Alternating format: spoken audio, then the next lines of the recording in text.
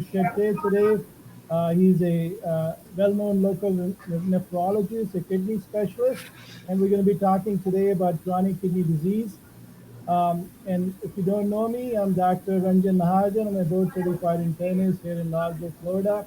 We do once a week webcast, and we try to bring different thought leaders to help our patients, help our community understand the diseases better and see if we can make a difference in their disease outcome, more importantly, for better quality of life. So do comment. We're going to do a raffle end of the show. If you put comment, I already see Stephanie said hi, Dr. Mahajan. Hi, Stephanie. You know, more people comment, more your chances of getting the $25 gift card we raffle end of the show for the Publix. So, let's get started. Let's introduce Dr. Shetye. Before, let me give a brief introduction about Dr. Shetye.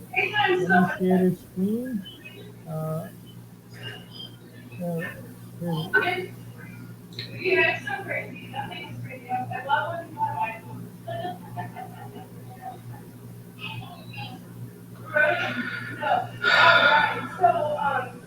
All right, so here's, all right, let's just make this bigger before we bring him in. All right, so as you can see, Dr. Shetye is a nephrologist and he's been in the community for many years, and he has been serving as assistant professor of medicine for the Nova Southeastern University. He teaches the residents at Largo, Florida, Largo Medical Center, and also teaches nephrology. He is also medical director at Fresenius Dialysis Center, and also affiliated with the DeVita Bay Breeze Largo. So he has wealth of experience. Without further ado, let's bring Dr. Shetye in the mix. Hello, Kedar. How are you doing, Ranjan? Thanks for having me. I'm happy to be here. Yes, so tell us something about yourself. What got you interested in nephrology or kidney disease? That's interesting. I always wanted to do chemical engineering as a kid, but somehow or the other, I found myself in a medical school at the end of all that. And nephrology, dialysis, fluid, and electrolytes came closest to my passion of chemical engineering, some which way. So I found myself in a fellowship at Johns Hopkins, and 5 6 years later, here I was in Florida, starting my practice with as a part of the Renal Hypertension Center on the west coast of Florida. So you moved from South Carolina, right? Right. So initially, when I finished my fellowship, I was a little more interested in academics, so I was on faculty at the Medical University of South Carolina for 5 years. I wrote several papers, taught the residents there, did a lot of CME programs. But then we wanted to move to a slightly warmer climate, so the family and I we moved to here the west coast of Florida back in 2006, and this is where I've been since then, and hope to be here for the rest of my life. Yes. So let's get started on the kidney disease, chronic kidney disease. Uh, as I was alluding to earlier, chronic kidney disease is a common complication of diabetes. If you look at the age group from 65 to 70 years old, one in five, one in four, depending on hemoglobin, have knowledge that by 1980, 50% have it. So this is a disease that connections between kidney. Raja, can you speak up a little bit? I'm losing you. Okay, can you hear me better now? Slightly, yeah. Okay, how about now? That's much better. Thank you. Okay, so I was talking about why the prevalence is important. National Kidney Foundation has a 33% campaign that if you're on the road, people next to you, the 33% people may have chronic kidney disease. So that makes it so important to discuss this topic about kidney health. So what are the common conditions which in your practice you see patients start getting their kidney affected? That's a great question. So The kidney disease affects about 37 million Americans right now. In other words, this is not the at risk population. These are actually people with various stages of kidney disease. That's 37 million people. And that's roughly about maybe 10 to no, probably about 12 to 13% of the population. In addition to these people who are with kidney disease, there's a huge population out there, which, as you said, was 33% of the general population, which is at risk for kidney disease. Now, these are patients with hypertension or diabetes, which are responsible for about two-thirds of the patients with progressive kidney disease. So the National Kidney Foundation is right on the ball when they say 33% of the population is at risk for developing kidney disease in the future. And as you know, as a country, we are living longer and longer each passing decade. And the older you get, the risk of kidney disease goes up, in part also because the incidence of hypertension and diabetes goes up. So, in addition to aging, hypertension, and diabetes, some of the other risk factors would be medications that are taken on a chronic basis, like over the counter analgesics. Virtually all of them cause kidney disease, with the exception of acetaminophen, popularly called Tylenol. So, those are some of the common risk factors we review when people come into my office for evaluation of chronic kidney disease. So, in summary, if I get you correctly, diabetes is a biggie, high blood pressure is a big one, obesity, smoking. Let's see, you talked about NSAIDs or, leave, ibuprofen, those kind of drugs. And then familial, which is we don't talk as much, polycystic kidney disease and things like that. But you'll catch earlier in them. And I think the important point, I want to bring up, it's a silent epidemic. Why it's called silent epidemic, Kedar? Well, most people are unaware that they even have kidney disease. Uh, for that, it's important to understand, and we'll be going into the stages of kidney disease in just a minute. But the earlier stages of kidney disease, stage one, two, or three, you rarely have any symptoms. Most patients are completely unaware that they have any internal organ damage. Even after we tell them that the numbers look worrisome, the patient's first reaction inevitably is, "But I don't feel anything." And that's very commonplace. And so part of what we do in the clinic is to educate patients that in the initial part of the kidney disease, we have to look at the numbers. By the time the symptoms start showing up, it's usually very late. You're either in stage four or the last stage, which is stage five of chronic kidney disease. You tie that in with hypertension, which is also a silent killer, with diabetes, which is often asymptomatic.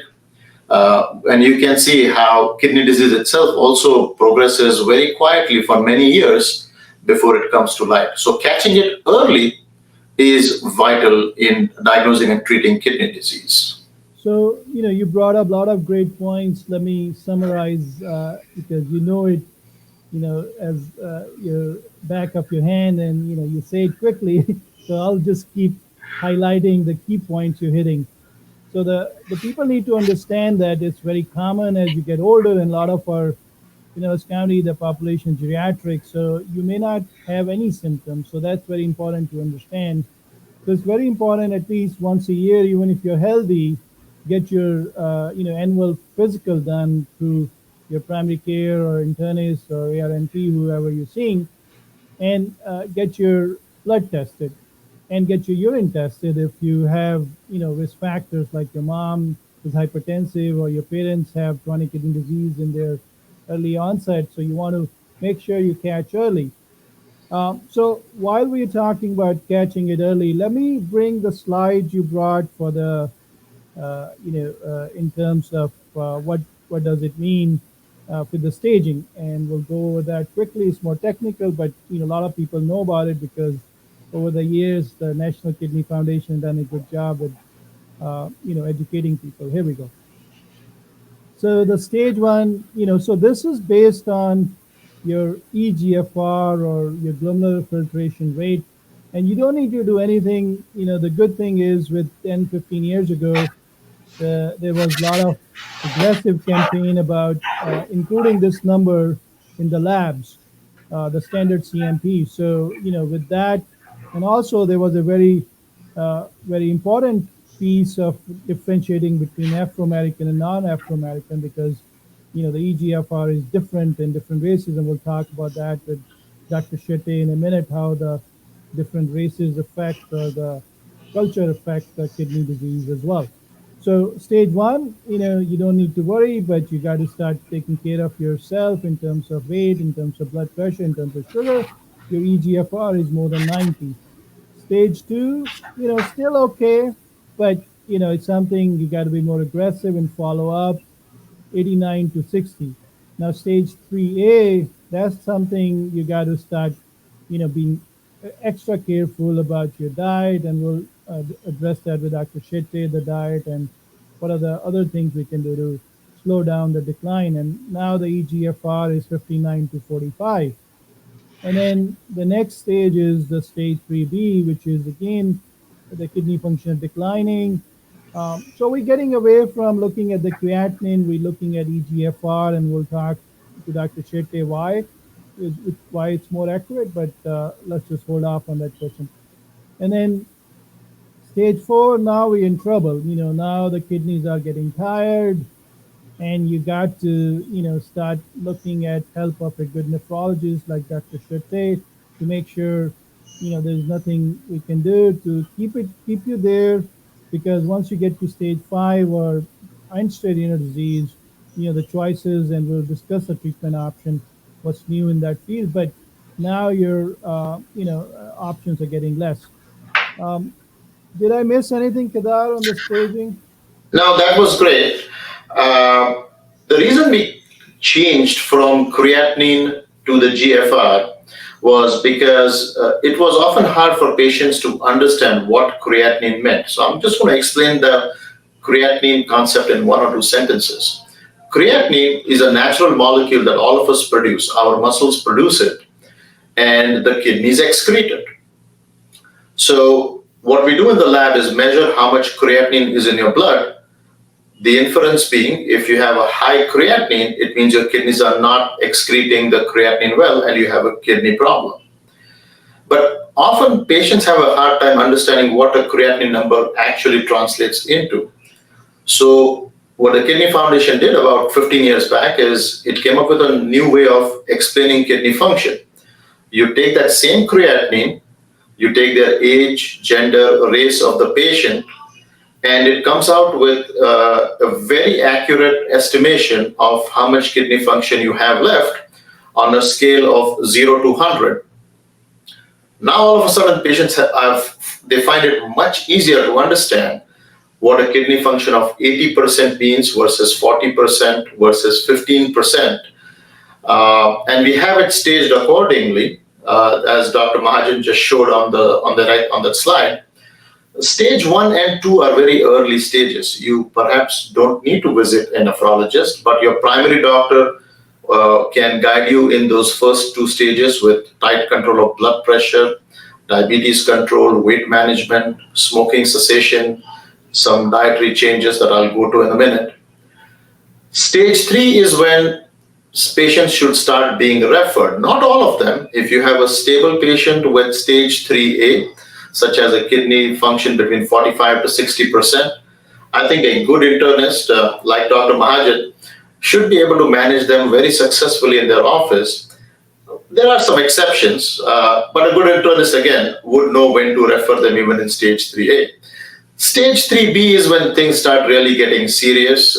Some stage 3A should also be referred, but stage 3B, I think referral should start, because this is where the kidneys are more or less becoming, the kidney function is getting worse in a way that I think it needs a specialist to try and change the course of the disease process. So when you come in with stage 3B kidney disease with a kidney function between 30 to 45%, We take a good history look at your family story. We look at the urinalysis because a lot of times the urine picture will tell us if there's any inflammation in your kidneys or if you have protein excretion, if you have any blood in the urine, which again is often a clue as to any malignancy that might be brewing in your kidneys. So stage 3B is the point where a lot of patients should start coming to the specialist. Definitely stage 4 and stage 5, the more advanced stages, the internist and the nephrologist will have to work hand in hand to have a better outcome for the patients. Let's get you a comment to make you happy, Kedar. Here we go. Stephanie is saying, hi, Dr. Mahajan. Hi, Dr. Shetye. Thank you for taking care of my mom when she was alive. Very useful information. Thank you, Stephanie, for watching. And it was an honor to take care of your mom. Thank you, Stephanie. And then we got Vincent saying, it's related to my practice. I'm a hemodialysis nurse. So, there are a lot of team approach, and we don't give credit to the dialysis nurses. They do a fantastic job in keeping the dialysis patient. And a lot of time they have long-term relationship with the dialysis patient, and they keep them in good health. What's your take on that, Kedar? Well, nurses like Vince, I mean, I know Vince personally, and he's a splendid nurse. Nurses like Vince are invaluable. The physician can't be in the dialysis unit all the time. And the nurses, we rely on the nurses to relay to us any unusual occurrences or any complications with dialysis.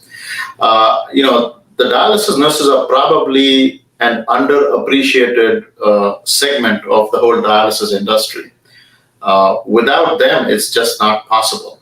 The nurses are also invaluable in educating patients about salt restriction, fluid restriction when you are in end-stage renal disease, and of course, giving advice on medication management after discussions with the physicians. So I think it's one of the three legs that the doctors, the nurses, and the patients, each one of them is an important component of this life-saving procedure that has become so commonplace now. Let's bring another comment in the same vein. Amy is saying, easy doctor to work with. We appreciate all the nurses. So same thing, she works at the Vita at Largo. Thank you, Amy, for watching the webcast. Let's move on to, something I want you to, take it by bull's horn.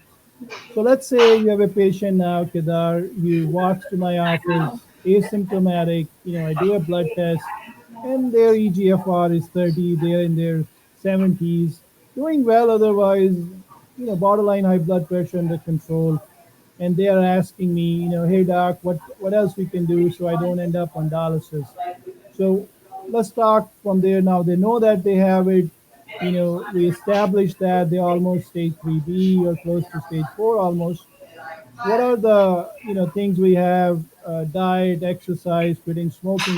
What else you can tell them to hydration? Different aspects you can suggest to them that will help them to stay in a stage 3B or 4 and not get to the hemodialysis or kidney transplant if they're younger.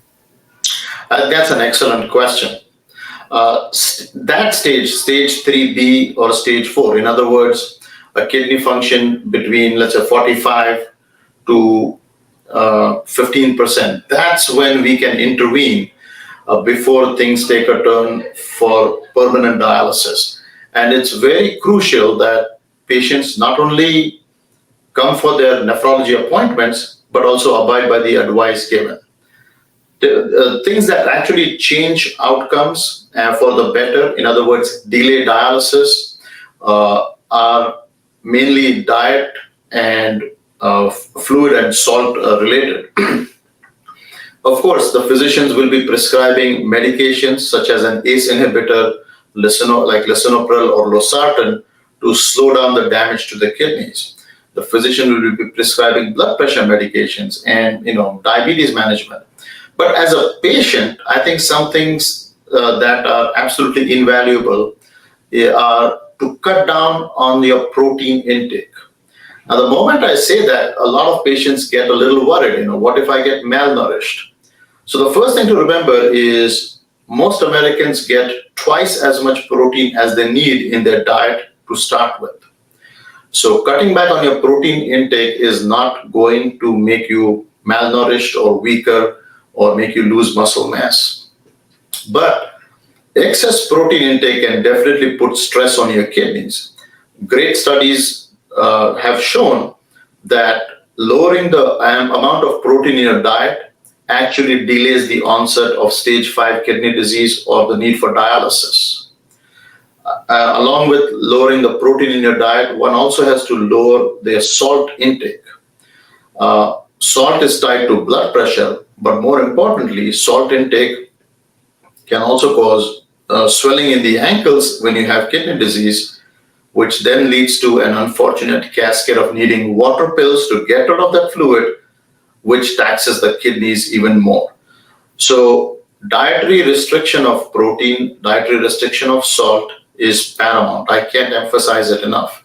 Obviously, weight loss is important. Smoking cessation is crucial. But just as an average patient, that's that's something that we can't emphasize enough, which is protein restriction and salt and water restriction. Water restriction is a little controversial because if you restrict it excessively, obviously you're going to have some kidney problems. But most patients consume more water than is needed. And so on average, about 1.5 to 2 liters a day is adequate for most patients who have an indoor lifestyle. I mean, if you're out playing tennis or mowing the lawn, of course, drink an extra half a liter to 1 liter on that day. But it's important to keep the water balance too. Right, so that's great idea. So, let me summarize again to help the listeners. If you're diabetic, keep your sugars in good control. If you're hypertensive, keep your blood pressure in good control. If you have extra weight, uh, get the weight down, and calorie restriction will help. The exercise program will help the kidneys. What's good for the heart is good for the kidneys as well. So if you do Mediterranean diet, that's good for the heart, is good for the kidney, and Dr. Shetye will touch a little bit more about diet a little bit later. But plant-based diet, Mediterranean diet is important. So we need to push that. If you fluid restriction as you get worse with stage 4 or stage 5 is important. Salt restriction, potassium restriction, phosphorus and calcium. Those are more technical, and you need to see a dietitian who is well versed in chronic kidney disease to maybe get better literature. And National Kidney Foundation, we put a link on our comments today about how you can improve your chronic kidney disease from National Kidney Foundation. Great resource. You can download that. It's free. And then last not the least is, following through, as Dr. Shetye said, your things can change. You get a kidney stone, you get a UTI, you get a medication which can, make your kidneys worse. Let's say you have a hip pain and you start taking NSAID for a month. That's enough to put you from stage 4 to stage 5 very quickly. So it's very important to follow through if you're introducing a medication. Loretta had a comment regarding that, so let's bring that up. She's saying that between Tylenol, ibuprofen, which one is better to take? Tylenol does not seem to help. Ibuprofen does wonder. So that's a tricky question, Kedar. The answer is obvious. Tylenol, if you are asking a nephrologist, they will take Tylenol every day in their sleep. But what do you tell your patient if they give you that answer? So you're right. This is an issue that comes up quite often. And it's easy to be idealistic and say, don't ever take any ibuprofen or Advil. And actually, some patients can handle Tylenol alone for their arthritic pain and get away with it. For the patients who can't, what I advise is to use the other pain medicines like Advil, ibuprofen, Aleve very judiciously. If you have a particularly bad day when your back is hurting and you want to take a couple of Advils, that's fine. But don't make it a chronic habit where you take it every day. Because occasional use of Advil, ibuprofen, or what we call NSAIDs, NSAIDs, is not going to be that harmful as the chronic usage. Women who are menstruating, if they need it for 2 3 days to help them with their cramps, perfectly fine to take it. An athlete who sprains his ankle or her ankle wants to take it for 4 to 5 days, that's fine. But by and large, if your pain is so bad that you need to take Advil or Aleve or NSAIDs on a chronic basis, you're probably better off seeing a pain specialist to get more definitive treatment for that pain instead of burning up your kidneys. That's a great point. Let me bring a slide again, and very interesting point on this slide from National Kidney Foundation, and I'll highlight this. The heart disease is major cause of death to all patients with CKD. So, people don't realize that the chronic kidney disease does not kill by itself. It can with other organs failing, but it's a heart disease which kills them. Let me get Kedar's input on that comment. Yeah, so that's a connection that we recognized almost 20 years back. That, as you said earlier, whatever is good for the heart is good for the kidneys, and vice versa. If it's bad for the kidneys, it's bad for your heart too. A lot of the unfortunate deaths that happen in patients with chronic kidney disease, and especially end-stage renal disease or dialysis patients, are connected to vascular damage, meaning blockage of the arteries to the heart, or caused by strokes, which is from blockage of the arteries to the brain. In fact, very sadly, about half the deaths in dialysis patients have nothing to do with dialysis. They have to do with heart disease, which is preventable. So, heart disease and prevention of cardiac complications plays a big role in us ensuring survival of dialysis patients. Uh, by definition, these patients need more intensive cardiac workup. They have coronary artery disease at a higher rate. They need stent placements. But all of that, I think, if you have a good nephrologist and a good primary team, you should be able to identify those issues preemptively, Right. and you can be assured of a good outcome. So we got a couple of your fans here. Let me bring them to the screen. Kedar, you're a rock star. Is Karthik saying he's watching you. Go, and, Karthik. and then we got Sharon Reddy saying she's watching you, Dr. Shetye. Ray has a very interesting comment. Let's bring that up. And we get it all the time. I'm pretty sure you get it too. Uh, Thank you, Ray, for watching. Ray and Caroline watches a webcast, and they've become, we call them Dr. Ray and Dr. Caroline after they've been watching my webcast for the last 4 months. He's a very good guy with he does a lot of community education for UAW over the years. He's a local UAW guru, so he does a lot of work for the UAW. So he has a question about diabetics, CHF, and kidney. So let's take that myth out of the way. Sure.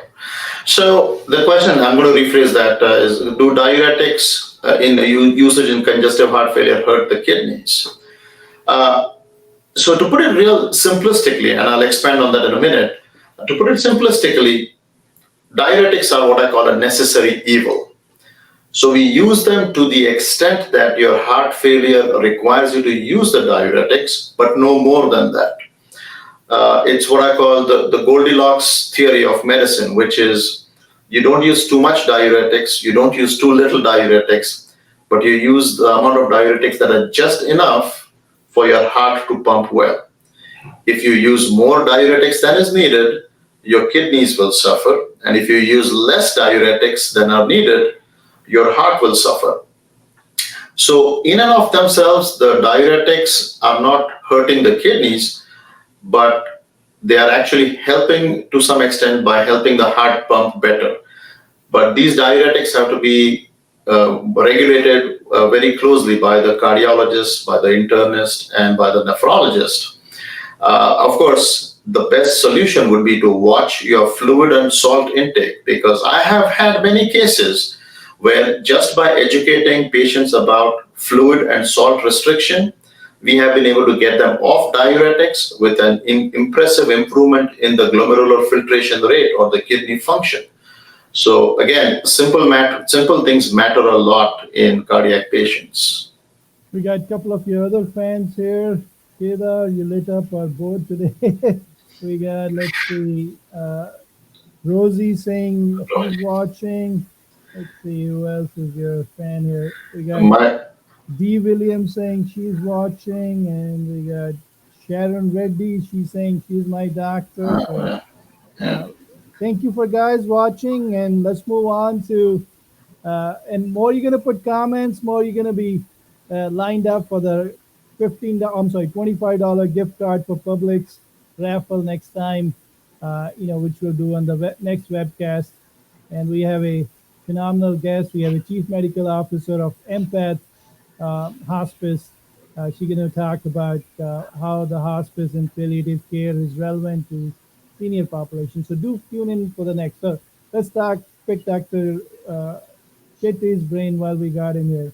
So let's talk, Kedar, about, okay, so now you got a patient with chronic kidney disease, and we talked about, how to keep their risk factors under control, and what you tell them about diet. So, give us a 5 minute skinny about chronic kidney disease and diet, and any of your favorite recipes. sure. So some of the diet issues we discussed, and I'll just recap them briefly, is protein restriction, salt restriction, and water restriction. But when you get to stage 4 and stage 5, especially if you're on dialysis, potassium and phosphorus restriction also becomes paramount. Some foods that patients with advanced kidney disease should avoid, and by that I'm talking about stage 4, stage 5, and dialysis patients. They should avoid orange juice or citrus products, should avoid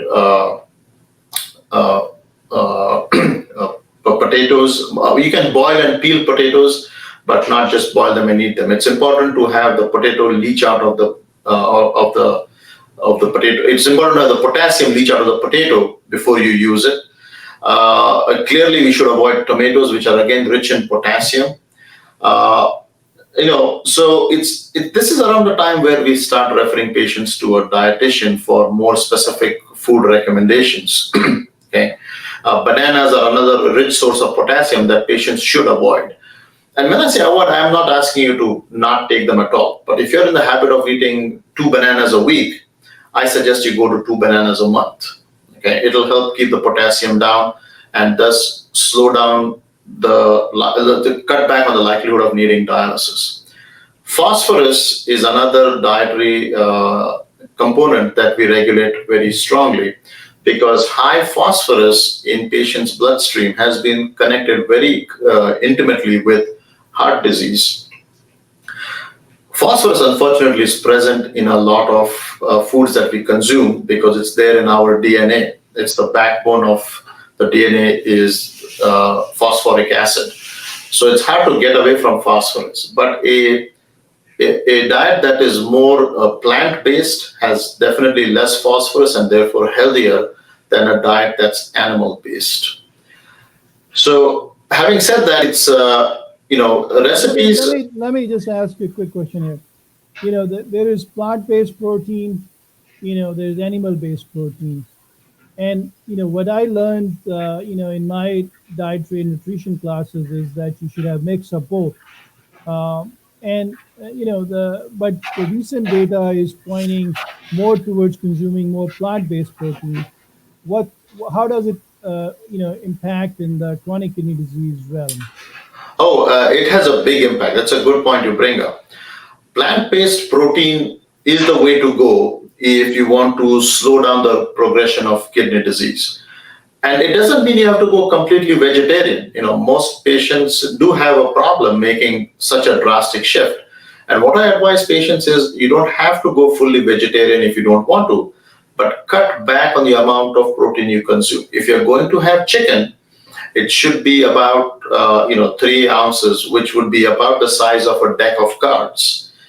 Same thing for any red meat that you might want to have. If you just can't give it up, then limit yourself to 3 ounces or 1 deck of cards as far as size is concerned. But if you can make the change to plant-based protein, you are able to get away from the salt that's inherent in animal-based diet. You're able to get away from the cholesterol that's inherent in animal-based diet.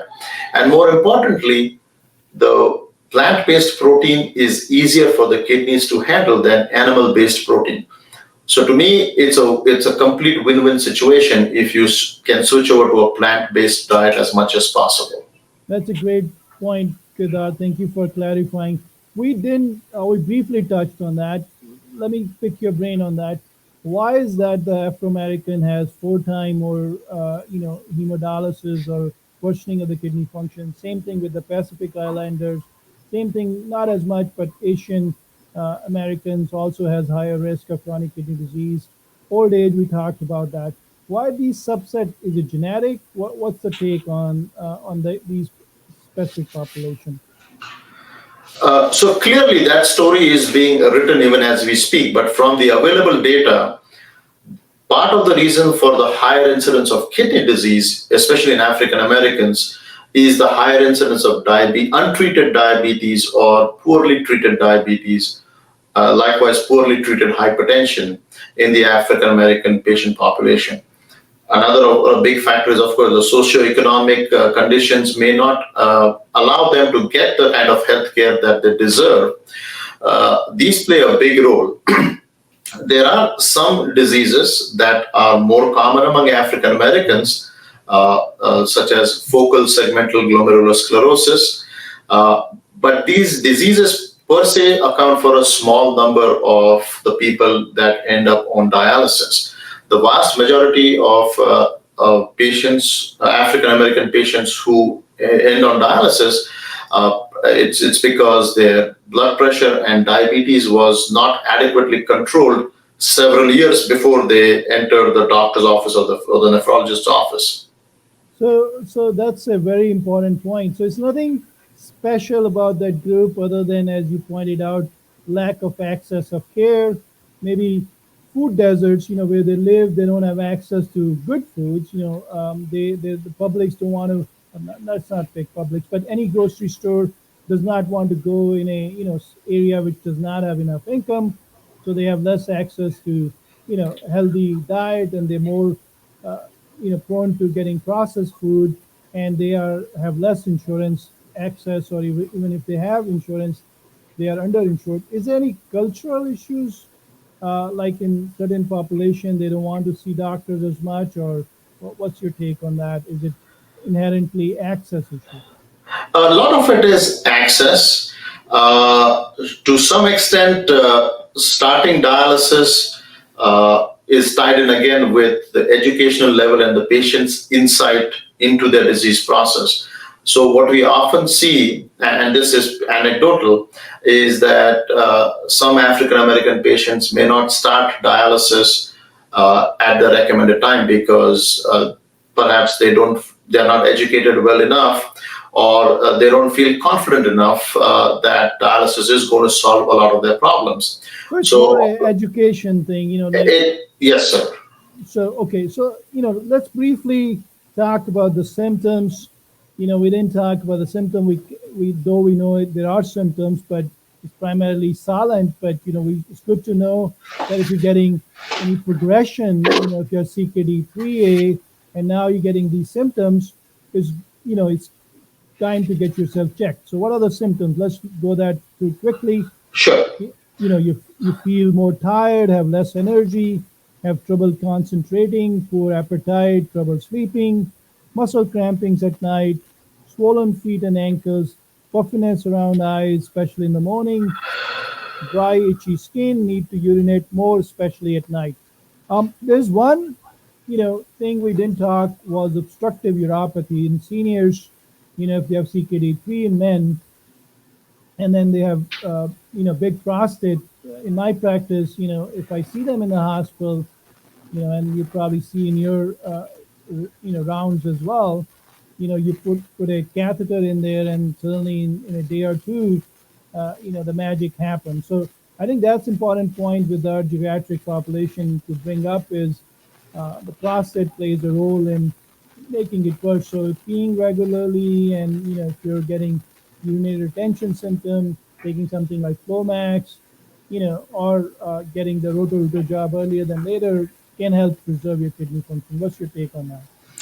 That's a very valid point in our population here in Florida, which is so much of it is geriatric. And I think one insight that I think the senior citizens can take away from this is just because you're urinating or going to the bathroom often doesn't mean everything is fine inside. Because if your prostate is big, the bladder is going to keep getting enlarged, and the urination may begin only after you've reached a certain critical volume of urine accumulated in your bladder, and you may not be emptying your bladder entirely. And to give a very simple analogy, it's like the overflow from a dam. Just because the dam is overflowing doesn't mean that the reservoir is empty. The reservoir is full and still the dam is overflowing. So it's important if you have prostate symptoms such as going to the bathroom multiple times at night or having unfortunate accidents when you least expect them, it's important to check if you're fully emptying your bladder. It can be done with a simple test in Dr. Mahajan's office or with a radiologist to see if your bladder is emptying fully. That's an important avoidable cause for kidney failure. Yeah, thank you for clarifying that. And we a lot of time talk about other conditions and not talk about men-specific conditions. So I'm glad we got that out. Let's talk about end-stage renal disease. Let's say they tried everything what you recommended. They got their blood pressure under control, blood sugar under control, and they're still progressing to 15 or less. What are the options they have at that point? So, if you reach end stage renal disease, but typically what that means is you have reached a point where within a few weeks, the toxins that should have been excreted by the kidneys are going to reach such a high level that your brain is not going to function well and put you in a coma, or your heart is not going to function well and put you in heart failure, or your muscles won't function well, making it hard to even do basic work. And that stage is medically called uremia. We try to catch patients just before they reach uremia and shift them from that channel, so to speak, onto the dialysis track, where we then take out all those toxins through one of the dialytic processes. I'll go into those in a minute. It's important to realize a couple of things. We try to not start dialysis unless you have symptoms. They have done a couple of studies now, big studies, international studies, that looked at whether you should start dialysis early or later. And clearly, everybody was hoping that the later you start dialysis, the better the outcomes will be. And thankfully, that's exactly what the studies showed. So we start dialysis only when you have symptoms, when it looks like you might only have a few weeks before the uremic coma kicks in. If you are at that point, you got a couple of options. Hemodialysis, which is going to peritoneal dialysis, which is doing dialysis at home by yourself after training for a couple of weeks with a dialysis nurse. So peritoneal dialysis, it's called peritoneal because the lining of your belly is called peritoneum. This is a dialysis that you do at home. You're almost completely independent. It's very simple. In fact, it's so simple that you don't even need electricity to do it in its very basic form. As you can see on the screen, there's clean fluid in that blue bag that's entering the patient's belly. It sits there for about 2 hours, and then it gets drained into the bag that's sitting at the foot end of the patient over the next 10-15 minutes. And people now actually can do it while asleep. There's a machine that will run the fluid in and out of the patient while they're sleeping. So I know it might sound a bit science fiction-y to somebody that's not familiar with dialysis, but you basically hook yourself up to the machine when you go to bed, and the machine does the fluid in and fluid out, 4 to 5 cycles at night. And so 8-10 hours later, when you wake up, you've had your dialysis and you can go and have a great day just like anybody without kidney disease. This is something that we recommend for working professionals or people who value their independence. Now, if that's not something that one is interested in, one can always do hemodialysis, which is using the blood vessels to do dialysis. And now that's something that very typically is done in a dialysis unit. Although a small number of very trained patients can even do it at home, but the vast majority do it in the dialysis unit, where you have the blood access. So a little bit of blood is drawn out at a time, sent through the dialysis machine, which purifies the blood, takes out the excess water, takes out the toxins that your body produced, and puts your own clean blood back into you. This process takes about 3.5 to 4 hours for the average patients, and we do it 3 times a week. There are some advantages to this procedure, to this kind of dialysis, in that you actually get seen by a nurse or a dietitian or a social worker 3 times a week, and it has some social benefits. People who are alone at home perhaps may find some camaraderie going to a dialysis unit. But we encourage home dialysis as much as possible. The federal government has launched a new initiative, I think it was launched last year, where they have a specific goal of making patients independent with their dialysis at home. And I think it's a very laudable initiative by the government. I think it will, besides cutting down on costs, I think it will make dialysis a whole lot less cumbersome than it is at this point of time. I have a few patients who have peritoneal dialysis, and I agree with you, Kedar. They like the independence. They don't have to, especially in COVID era. You're not indoor with other patients, and I had few patients, unfortunately, with dialysis who end up having COVID-19 from the dialysis places. Not that they are infested, but you guys do a good job there. But it's just the nature of the beast. You're sitting there for a long time, and they are chronically sick patients. They're very vulnerable. So, in COVID-19 era, or any patient who likes the independent, but logistics is a challenge. You got to manage, all the chemicals, and you have to be a little bit more, have support, maybe your kid, maybe someone who can help you, or you're more agile.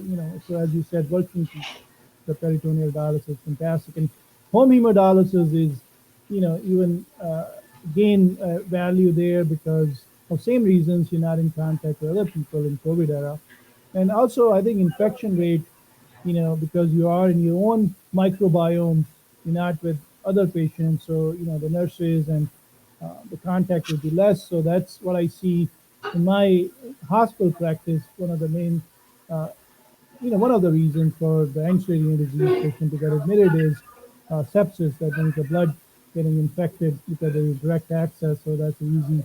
So that gets less with home hemodialysis. Anything else other than the peritoneal dialysis in Horizon hemodialysis? What you can tell us for end-stage disease patient? I know there is renal transplant at Largo Medical Center. You're part of that. So tell us a little bit about it, and anything else you have seen in your research and reading. Sure. So the third option, besides hemodialysis and peritoneal dialysis, is the best option, which is kidney transplant. I mean, if you ask a kidney specialist like me, what would I prefer if my kidneys ever failed? That's going to be my answer. Give me a kidney transplant. And luckily, we have right here in our backyard a great institution that does kidney transplants. In fact, I was just talking with Dr. Mohammed, the main transplant surgeon, and over the last 5 years, we've done 180 kidney transplants, and our survival rate is better than the national average. So we've done excellent work here, right here in our own backyard at Largo Medical Center. We actually are also, I think,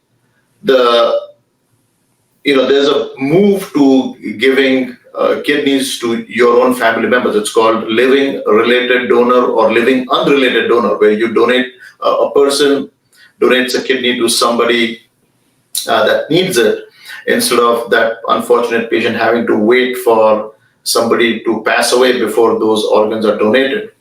And in that sense, we are ahead of the national curve. We have about 30 to 35% of our transplants occurring from living donors compared to the national average of about 20 or 23%.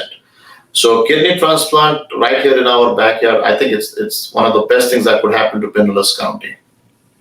And it's good to heartening to know that your outcomes in the institute is good. Dr. Mohammed is a fantastic, very well trained surgeon. If my memory served me well, he came from Tampa Journal, where he had very good success rate as well. So so it's good to have that option.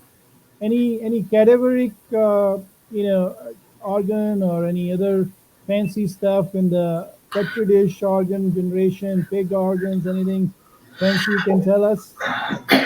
Well, they are trying to come up with the artificial kidney construct. That is still not in the clinical trial phase, but basically it's a 3D engineering of the kidney, which is a little more challenging than 3D engineering or 3D printing of other organs because of the way the kidney cells are lined up in the nephrons, which is the structural unit of the kidney. But it's being looked at. I don't think anything is going to be available for another 5 years at the at the earliest. But that's on the horizon. I'm looking forward to something like that becoming mainstream, because that's where really the answer lies for a lot of our patients. Right now, only 1 in 4 patients who needs a kidney transplant gets it. The other 3 out of 4, unfortunately, never end up getting a kidney transplant. So I'm hoping 3D printing of kidneys gives us the solution that we have waited for many decades now. What's the average life expectancy? Let's say they are contraindication, their age 65 and above, they can't get kidney. Once you get on hemodialysis, what's the average lifespan on these patients? So there's an absolute cutoff for kidney transplant, that is 80 years of age. But anybody above 70, we will look real closely, because sometimes they might not have a good outcome. So anything below 70, as long as the patient is reasonably healthy, is a great candidate for a kidney transplant. Anybody above 80 is not, and then 70 to 80 is a bit of a gray zone. Survival of patients after a kidney transplant is measured in decades. And you might have a kidney itself that lasts 10, 15 years, and then you might have a short stay on dialysis for a couple of years before you get your next kidney transplant. So if you get a transplant, your survival is in decades. And that's why transplantation is so much important, because if you look at dialysis, whether it's hemodialysis or peritoneal dialysis, the survival, of course, is variable depending on the individual patient, but about 5 to 7 years would be more mainstream for our patient population. So you can see right there the contrast between the two therapies, which is why we like to enroll as many patients as we can for a kidney transplant. Anything? I know we covered a whole breadth of topic, and that's your whole fellowship right there. The nephrology we covered in 35, 40 minutes. Anything which we didn't talk about you want to bring up? I think the key is to stay healthy. I mean, people don't have to worry about kidney disease if you're not obese, if you don't smoke, if your blood pressure is under control. People don't realize that kidney disease is nothing exotic. It's a byproduct of a unhealthy lifestyle or unhealthy choices. The best way to get rid of kidney disease from society would be the preventive options of controlling blood pressure, controlling diabetes, weight management.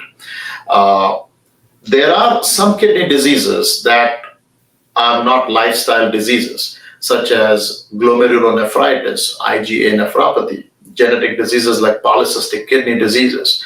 And there are advances being made on that too. But by and large, this is a preventable disease. This is a controllable disease. It would be a great time for me if I were to put less people on dialysis and more people just being seen in the office, because to me that would be success. The less people that have to go on dialysis I look upon it as a yardstick of my professional success. I think that's a great point, and I think that's where the teamwork between the nephrologists and primary care will shine. If we can help patient make those lifestyle changes, what you alluded to, losing weight, keeping your blood pressure tight, watching your salt, more DASH diet or Mediterranean diet, which is plant-based diets, more exercise, quitting smoking. What's good for your heart? Just remember, it's good for your kidneys, it's good for your brain, good for rest of your body too. If you don't have heart beating, you got nothing beating. So if you can think of anything which will help your heart, will help every organ, including kidneys. As you said, it's not exotic. It's just everything talks to each other. If you are uh, having a stressful life, it's going to hurt your heart. It's going to hurt your kidneys. So, and that's where we're going to go to the next piece of our talk, Kedar, and you can hang out.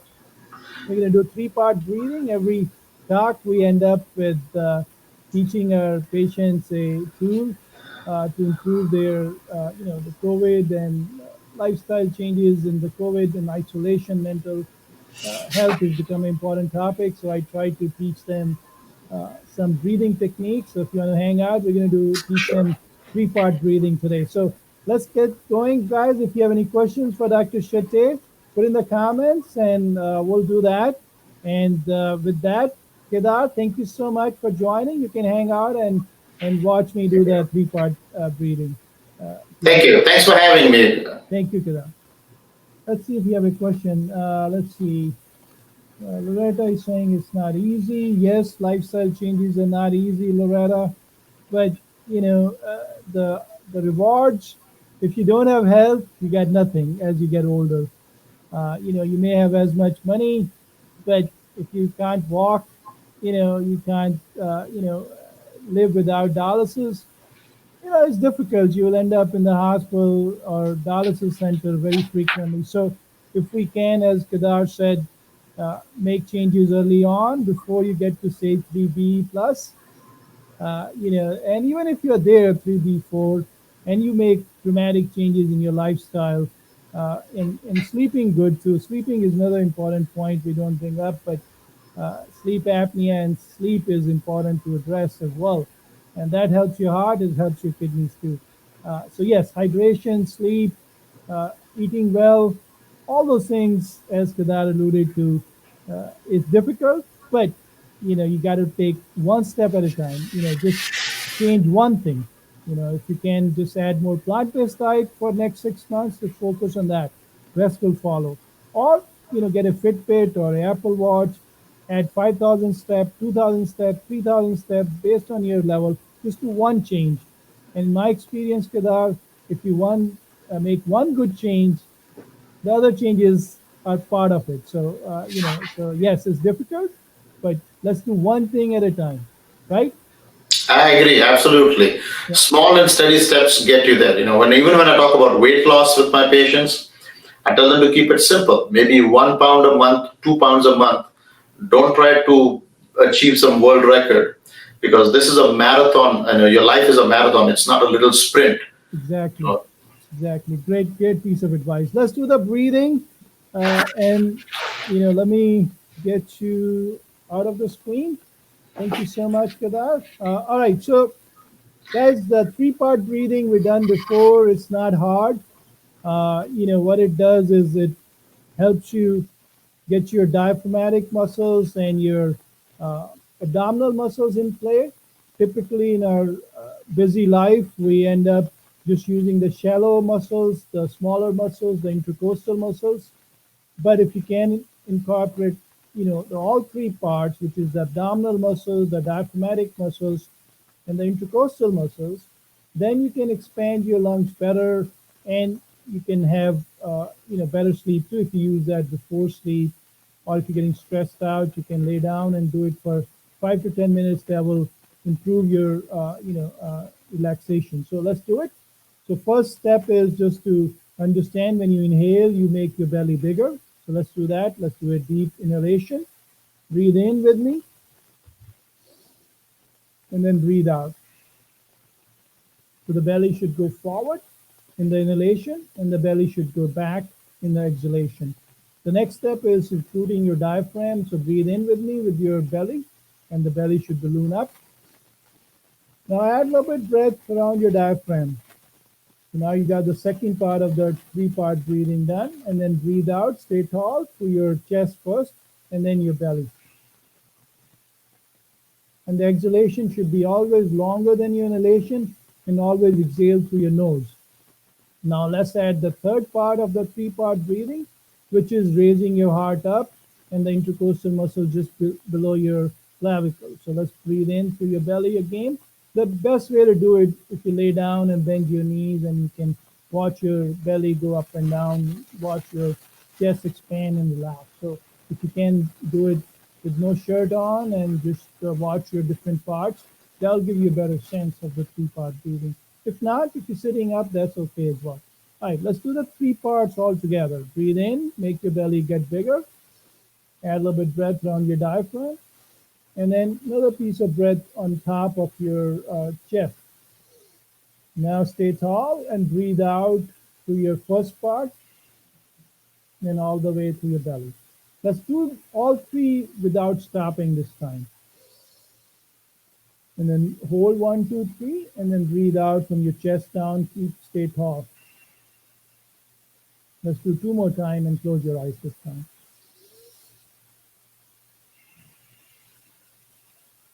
One more time. And the last time. See, it was not that hard. If you practice that 10 minutes, 3 times a day, it will expand your lungs and make you relax, and you can do it just before you go to sleep. We appreciate Dr. Shetye coming in and sharing the wisdom about chronic kidney disease with us. I'm going to do a quick uh, uh, drum roll, and we'll get the winner of our previous raffle. So let me bring the, here we go. So we got our drum, and we're going to shake it around. What we doing the raffle is for the Publix gift card. Let me show you. So that's a $25 gift card we're giving out for the people who put comments on our show last time, and all the people who put comments today. And even if you come back from work and put the comment, you'll be for the raffle for $25 gift card for the next show. So let me put up a slip here. Let's put this away. All right, and let's see who's the winner. The winner is Deanna Fink. Miss Fink has been a very good supporter of our webcast from the get-go. Congratulations, Diana, for winning the $25 gift cards. If you're listening, please add a comment. You can say, hi, Dr. Mahajan, hi, Dr. Shetye. If you have any questions, put that in, and I'll address that, and I'll work with Dr. Shetye on your questions. Again, I appreciate you tuning in, and we're going to join with the Chief Medical Officer of Empath Hospice for Pinellas County in the next webcast, and that's going to be very illuminating as well, how hospice, and as we have misconceptions about hospice as end of life, it could be a lot of other things. So thank you, and thank you for tuning in. Be nice to yourself, be nice to your fellow human being, be nice to biosphere and planet Earth. And we'll see you on next Thursday at 4:30. Ciao.